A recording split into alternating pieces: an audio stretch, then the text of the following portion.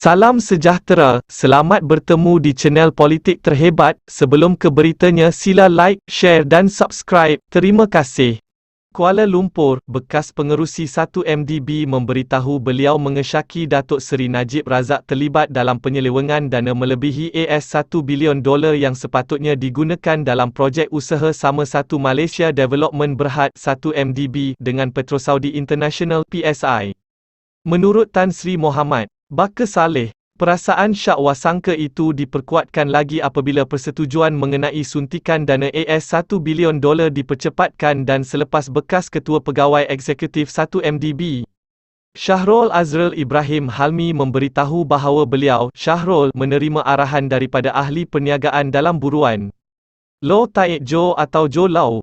Saya mengesyaki bekas Perdana Menteri, Najib, mengetahui dan terlibat dengan penipuan membabitkan Petrosaudi.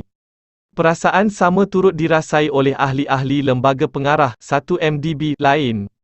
Kita perlu melihat kepada keseluruhan projek usaha sama tersebut.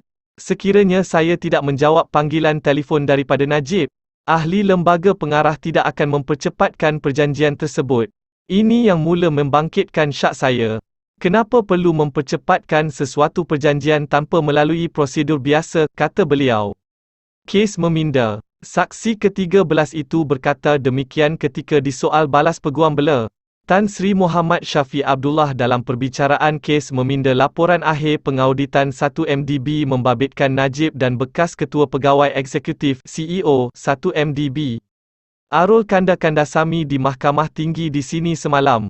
Arul Kanda, 45, didakwa bersubahat dengan Najib dalam membuat pindaan berkenaan bagi melindungi ahli parlimen pekan itu daripada tindakan tata tertib sivil atau jenayah berkaitan 1MD.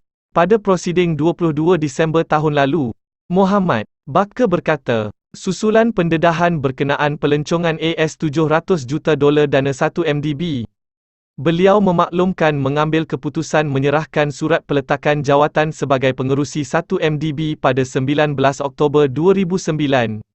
Menurut beliau, keputusan itu kerana pengurusan 1MDB tidak patuh kepada arahan lembaga pengarah berhubung dana $1 bilion milik syarikat itu, yang bertujuan untuk digunakan dalam usaha sama dengan syarikat Abu Dhabi, Petrosaudi Saudi International Limited PSI.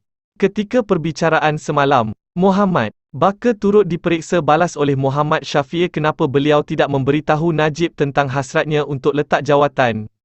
Saya tak jumpa pada masa itu kerana saya ada syak yang bekas Perdana Menteri juga terlibat dalam kes ini.